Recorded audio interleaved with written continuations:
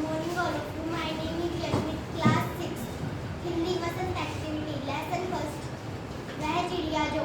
प्रस्तुत काव्य पंक्तियां हमारी पाठ्य पुस्तक वसंत से वह चिड़िया जो नामक पाठ से अवतरित है। इसके रचयिता श्री केदारनाथ अग्रवाल है। इस कविता के कवि ने छोटी सी चिड़िया के खान पान और उसकी रुचियों के बारे में बताया है। चिड़िया कहती है कि वह दूध से भरे ज्वार और बाजरों की बालियों के दानों को चोंच मारकर बड़े चाव और आनंद से खाती है। वह छोटी सी चिड़िया है जो थोड़ा खाकर संतुष्ट हो जाया करती है।